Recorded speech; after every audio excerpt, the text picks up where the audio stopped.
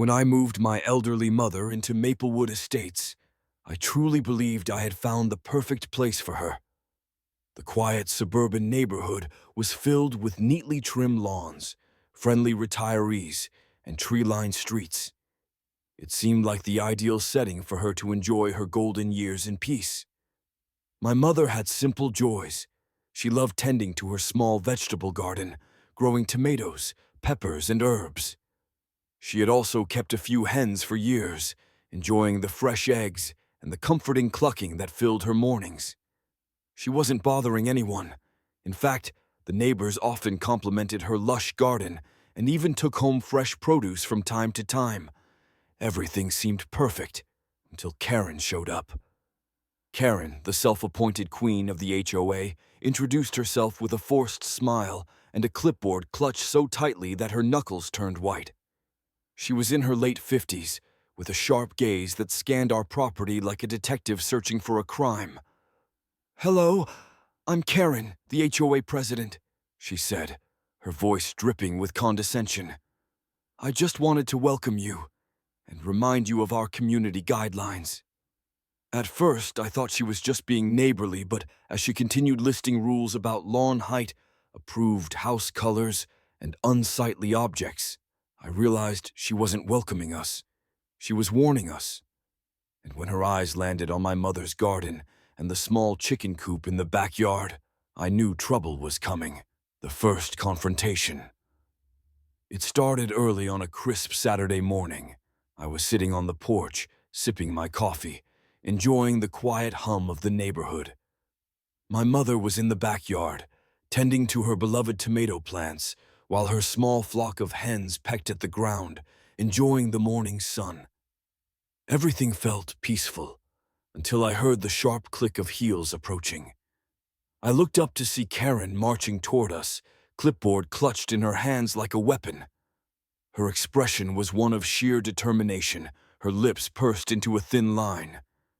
She stopped at the edge of the yard and cleared her throat loudly, as if announcing her presence to a courtroom. "Step away from the illegal farm, sir.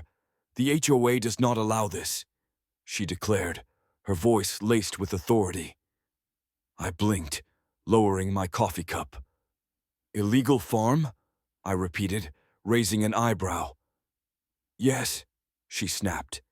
"This is a residential neighborhood, not some backwoods livestock operation. The HOA has strict rules against unsightly farming operations, and you, sir, are in violation of multiple regulations." My mother, overhearing the commotion, walked over, wiping her hands on her gardening apron. "I'm sorry, dear.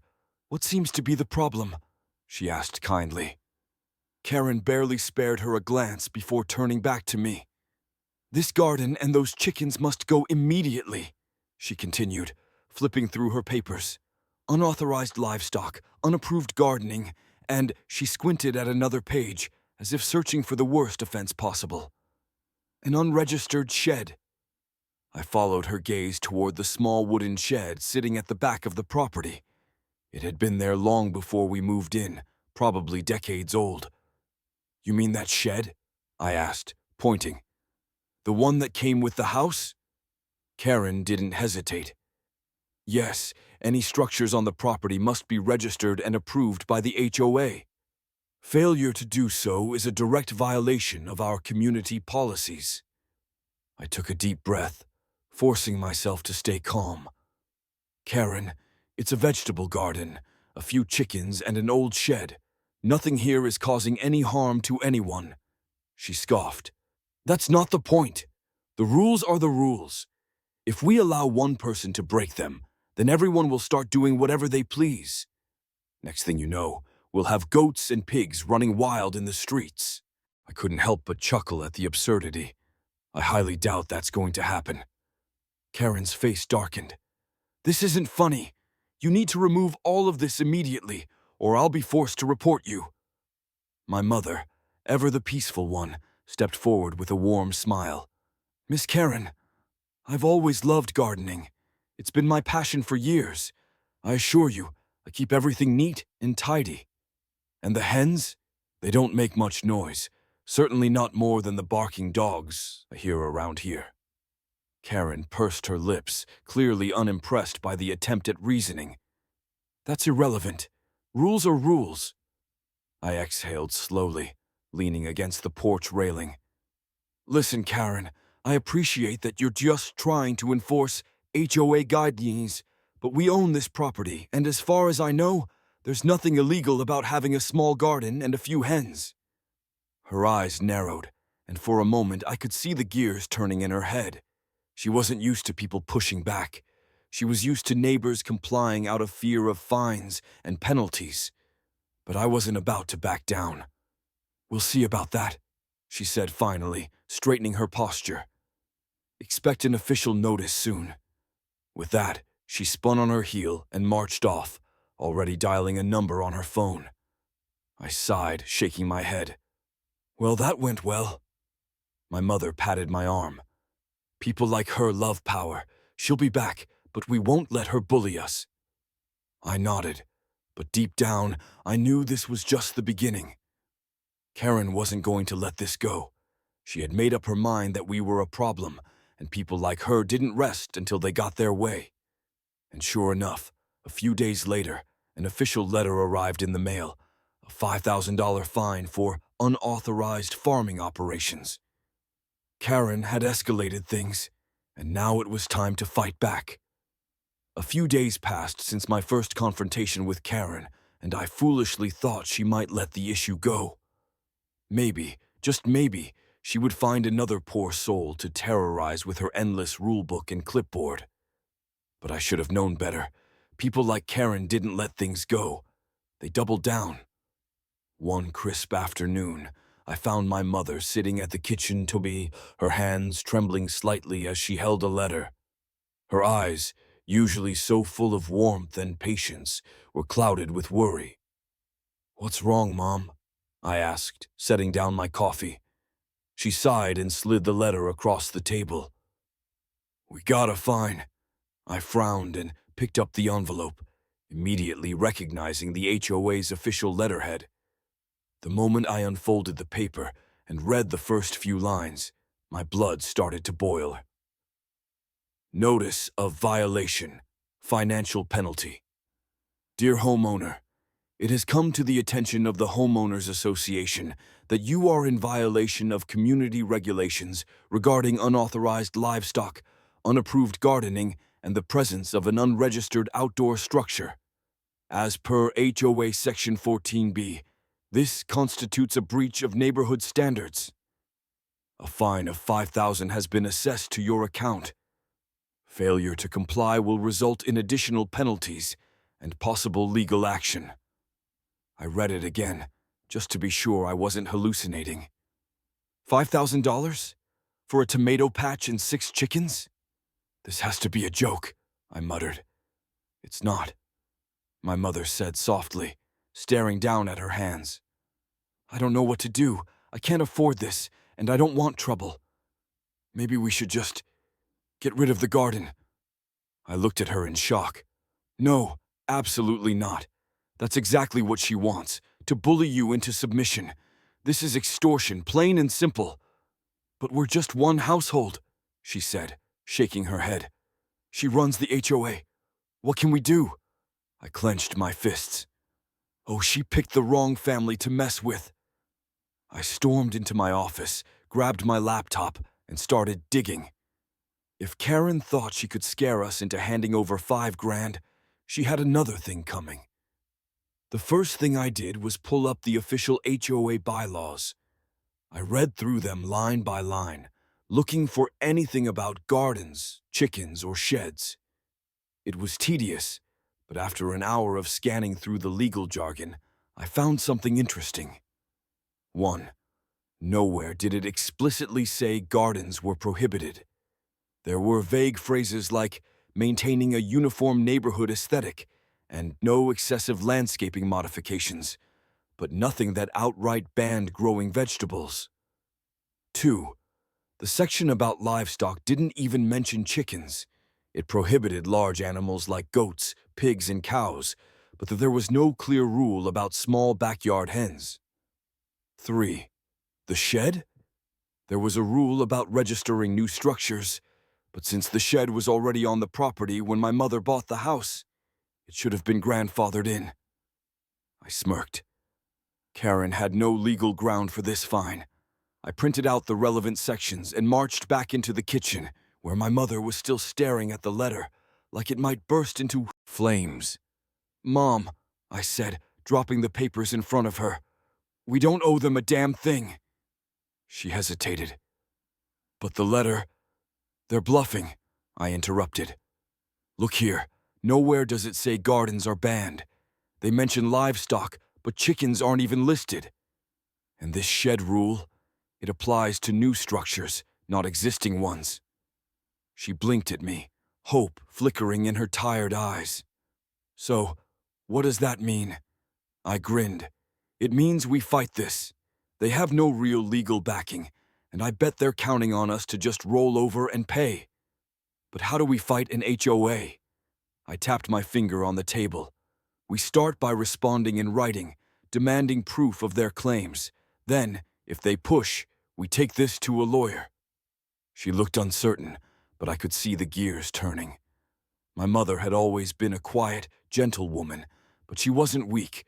She had raised me to stand up for what was right, and I wasn't going to let her be bullied. I pulled out my laptop again and started drafting a letter. If Karen wanted a war, she was going to get one. I knew Karen wasn't going to back down. Bullies never did, especially when they thought they had the upper hand. But she had underestimated one crucial thing: our family. As soon as I finished drafting the response letter, I picked up my phone and called the one person who could take Karen down faster than a courtroom judge slamming a gavel. My brother, Mark. Mark wasn't just any lawyer. He was a specialist in property law, particularly in disputes with overreaching HOAs. He had spent years defending homeowners from petty, power-hungry board members who tried to rule their communities like tyrants. If anyone could put Karen in her place, it was him. He picked up on the second ring. "Jake," he said, his voice sharp as ever. "What's going on?" I wasted no time. "Mom's HOA is trying to fine her $5,000 for having a vegetable garden and a few chickens." There was a pause. Then he let out a low whistle. $5,000? What the hell kind of scam are they running over there?" "Karen," I muttered. "That's what kind. HOA president, clipboard-wielding menace."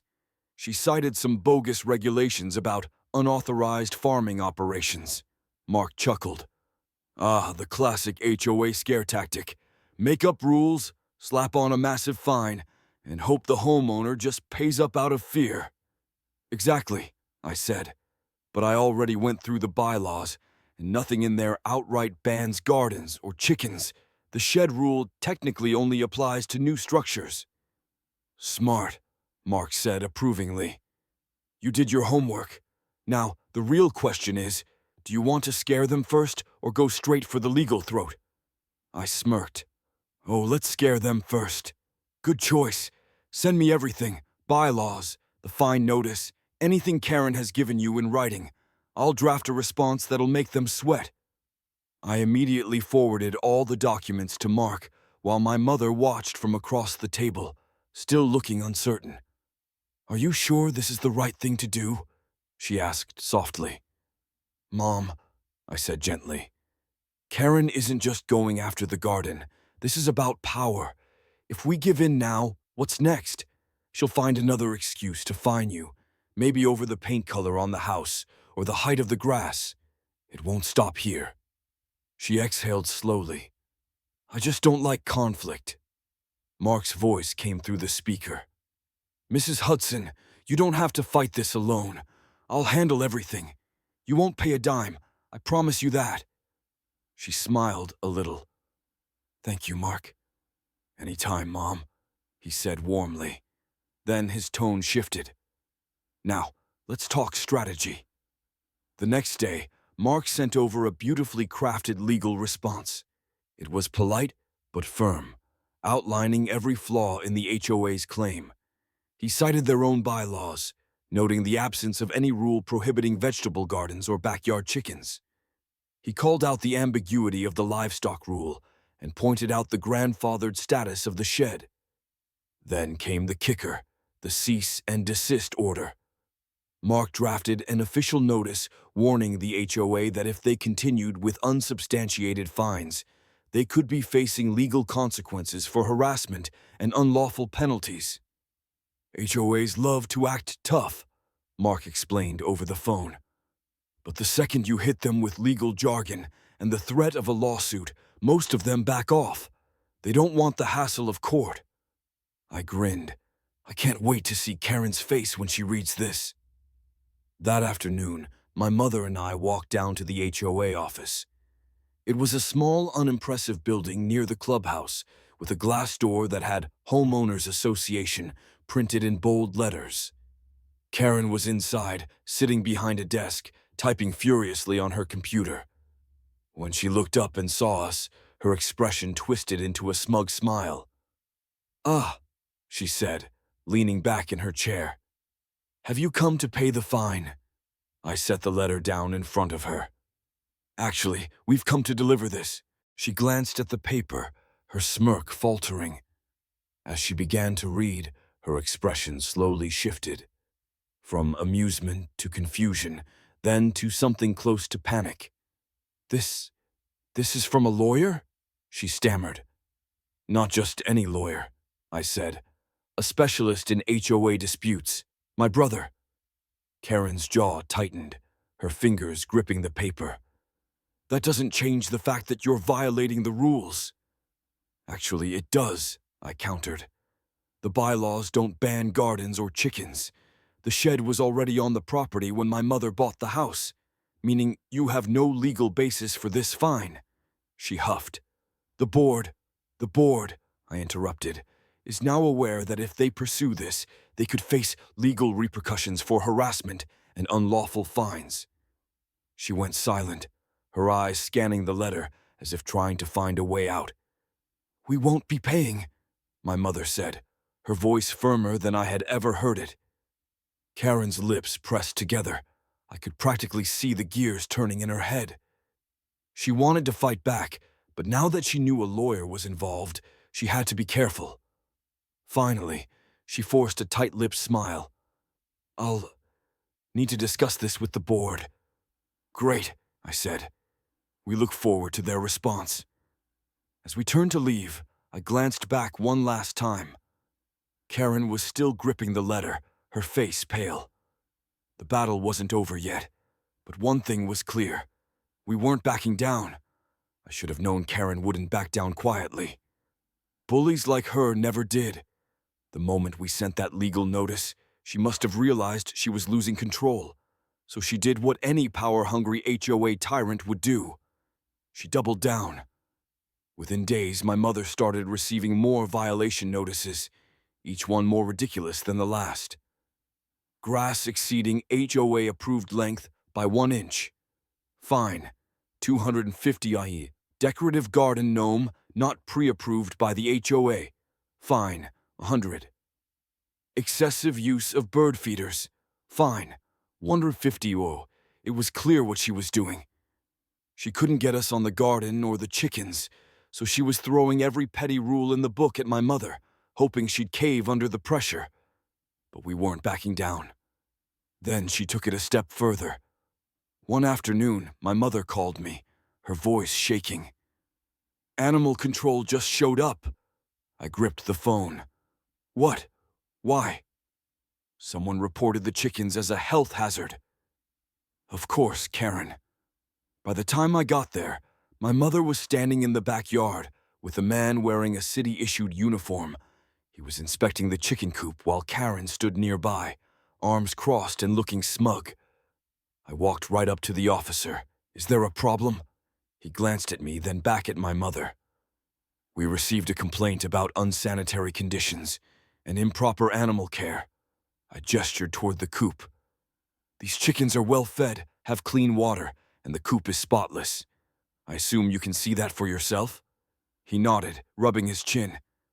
"Yeah, this looks fine to me." He turned to Karen. "Ma'am, There's no violation here. Karen's face turned red. But they attract pests. And the smell? The officer gave her a look. I don't smell anything. My mother finally spoke up, her voice calm but firm. That's because there is no smell, Karen. You just don't like the chickens and thought you could bully us into getting rid of them. Karen opened her mouth, then shut it, her face burning with frustration. The officer sighed. I'll be filing a report saying there are no violations. Have a nice day. As he walked off, Karen glared at us. This isn't over. I smiled. Oh, I think it is. But I knew better. Karen wasn't done yet. Karen had pushed too far. The moment animal control showed up at my mother's house, Mark decided it was time to go on the offensive. That evening, he drafted a formal cease and desist letter to the HOA, explicitly stating that the continuous fines, harassment, and false reports constituted illegal actions. He cited HOA bylaws, local property laws, and even state regulations on homeowner rights. But he didn't stop there. He also demanded the immediate revocation of all unjust fines, an official apology, and warned of legal action if the harassment continued. Karen's made a mistake, Mark said over the phone. She's not just harassing Mom, she's creating a liability for the entire HOA. If this goes to court, they could face serious financial penalties. I grinned. So, what's next? We hit them where it hurts, their reputation. The next HOA meeting was packed. Word had spread that someone was finally standing up to Karen. Neighbors who had once been too scared to speak out started whispering about their own horror stories. My son got fined for leaving his bike in the driveway for 10 minutes. She made me repaint my door because she didn't like the color. I was fined $500 because my holiday decorations were up one day too long. Karen sat at the head of the table, clearly uneasy. For the first time, she wasn't in control. Mark stood up, the cease and desist letter in his hand. This document formally demands that the HOA cease all baseless fines and harassment against my mother, Mrs. Hudson. Should these violations continue, we will be pursuing legal action, including but not limited to a lawsuit against the HOA board for abuse of power. Karen scoffed. You can't sue the HOA. Mark smirked. Actually, I can, and if this goes to court, not only will my mother win, but every homeowner you've wronged could file a lawsuit too. A murmur spread through the crowd. Then, one brave neighbor stood up. Enough is enough! Karen, you've been bullying us for years! Another followed. You fined my wife $200 because our flowers weren't uniform enough. More voices joined in. Karen had lost the room. Mark turned to the rest of the HOA board. If you don't remove these fines and put an end to this, you could be held personally liable as well. The board members exchanged nervous glances. It was clear they weren't willing to go down with Karen. One finally spoke. Let's reconsider these fines. Another nodded. And review Karen's actions. Karen's face turned pale. She had spent years ruling this neighborhood like a dictator, but now her reign was crumbling. Karen had spent years terrorizing the neighborhood, hiding behind the HOA's authority like a self-appointed queen. But now, with the legal battle gaining traction and homeowners rallying together, her castle was crumbling brick by brick. As the HOA board faced mounting pressure, they had no choice but to hold an official review of their practices. Mark made sure they knew that if they didn't clean up their act, a lawsuit was coming their way, one that could cost them thousands in damages. That was when things took a turn no one expected. A few board members, clearly shaken by the legal threats, started digging into past financial records. What they found was nothing short of corruption. For years, Karen had been misappropriating HOA funds, charging homeowners ridiculous fines and using the money for personal expenses. She spent HOA money on luxury spa treatments? One board member muttered. looking at the records. And here, she approved a community improvement project that was never even completed, another added. Mark smirked. So not only has she been abusing her power, but she's also been stealing from the community? The room fell into a stunned silence. Karen's face went white. "Those are lies," she shrieked. But no one was listening anymore. The evidence was right in front of them. A special HOA board meeting was called that same evening. Every homeowner in the neighborhood showed up. Mark stood at the front, arms crossed, as the board publicly presented their findings. Karen's illegal fines, the harassment, and the stolen HOA funds. "Effective immediately," one board member said. "We are voting to remove Karen as HOA president." A unanimous decision. Karen jumped up.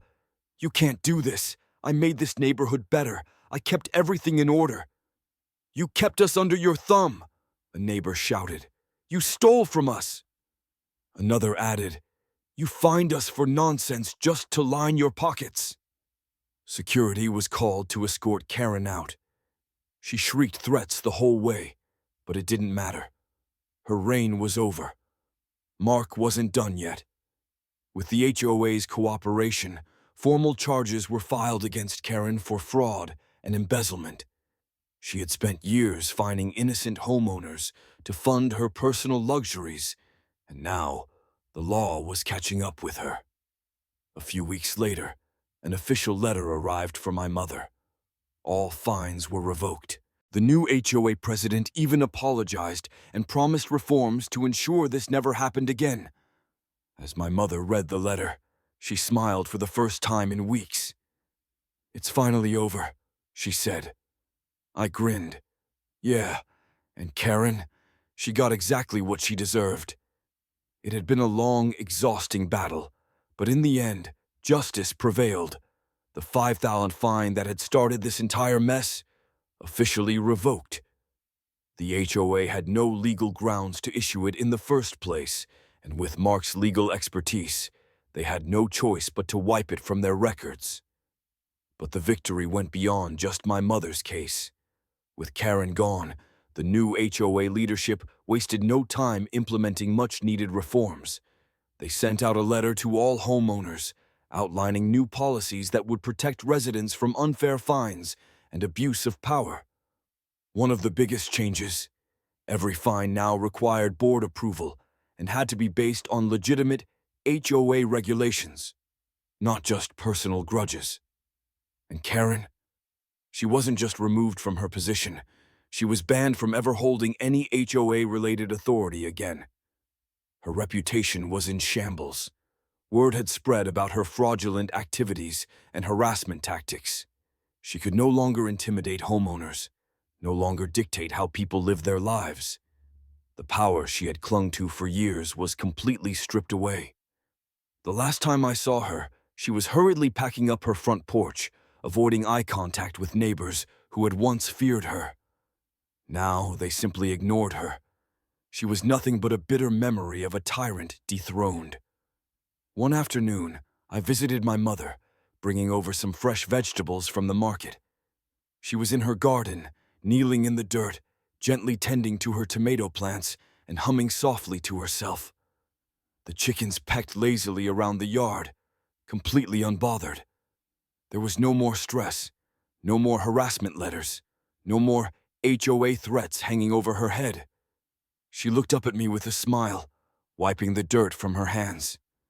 "You know," she said, "I almost thought about giving up. I almost let them win." I shook my head. "But you didn't," she chuckled. "No, I didn't, and I have you and Mark to thank for that." I sat down on the porch, watching the wind move through the garden. For the first time in months, everything was peaceful. Karen had tried to control everything, had tried to intimidate the wrong family. But in the end, truth and justice won. And my mother? She finally had the simple, quiet life she had wanted, all along. Looking back, I realized this fight wasn't just about a garden or a fine. It was about standing up for what's right. Karen had ruled through fear and intimidation, but the moment someone challenged her, her entire empire collapsed. My mother, once bullied and stressed, now lived peacefully, free to tend to her garden without fear of harassment. The HOA, now under new leadership, focused on fairness rather than control. Neighbors who had once kept their heads down now spoke freely, knowing they wouldn't be unfairly fined for minor infractions. The community was stronger than ever. One afternoon, I sat on the porch, watching my mother pluck ripe tomatoes from her garden, a soft smile on her face. The chickens clucked contentedly nearby, the only sound breaking the peaceful TNT CCO. She looked up at me and said, "I never thought I'd win against them." I smiled. "You did more than win. You proved that no one should ever be afraid to stand up for themselves." As the sun set over her little garden, I knew this wasn't just a victory. It was a lesson we'd carry forever.